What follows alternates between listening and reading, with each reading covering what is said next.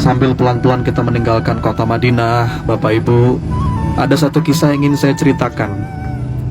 Kisah tentang sahabat mulia Sayyidina Bilal bin Rabah radhiyallahu anhu. Ketika Rasulullah Muhammad SAW itu wafat, Bilal adalah salah satu sahabat yang sangat terpukul, merasakan kesedihan yang begitu dalam. Ya, Bilal adalah salah seorang sahabat yang sangat dicintai Nabi, dan beliau pun mencintai Nabi dengan begitu dalam di hatinya. Sampai satu keadaan Bilal tidak berkenan lagi untuk mengumandangkan azan.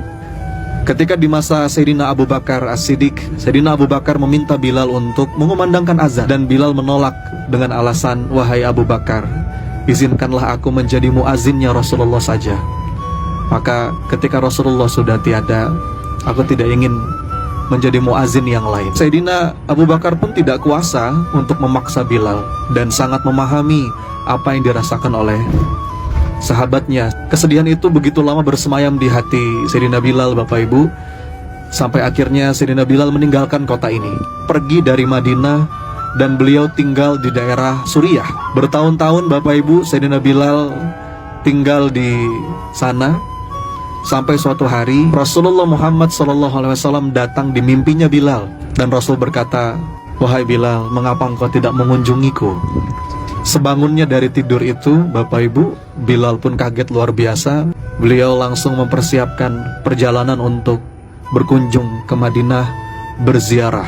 Dan sampai di sini, Bapak Ibu, Bilal bersimpuh di depan makamnya Nabi, melepas segala rasa yang ada dalam hatinya, melepas kerinduan. Dia ingat kebersamaannya bersama Nabi SAW.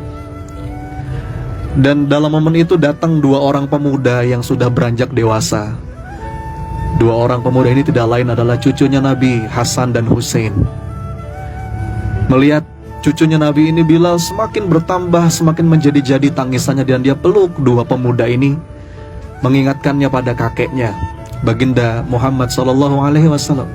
Dan ada permintaan dari cucunya Nabi, azan, untuk mengenang Nabi SAW. Maka hari itu Bilal berdiri di tempat yang biasa dia gunakan untuk azan. Bilal memulai kumandang azannya dengan kalimat awal. Sontak, Bapak Ibu, penduduk Madinah kaget saat itu. Itu suara yang sudah lama tidak didengar, bertahun-tahun lamanya. Dari mana suara itu berasal? Kaget, Bapak Ibu. Bilal melanjutkan azannya. Sebagian besar penduduk Madinah mengenal suara itu. Itu suara Bilal. Dan ketika mereka mendengar suara itu, seakan-akan Rasulullah masih hidup, masih ada di sisi mereka. Hampir semua penduduk Madinah, Bapak Ibu, mendekat, pergi, bergegas ke sumber suara itu. Suara yang sudah lama tidak didengar.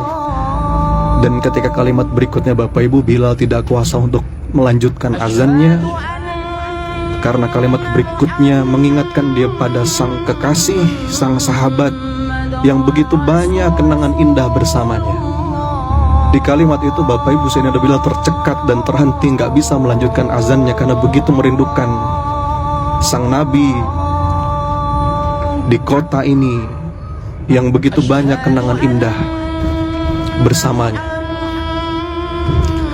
Dan itu adalah azan pertama sekaligus azan terakhir yang dikumandangkan Bilal selepas Rasulullah Muhammad SAW wafat.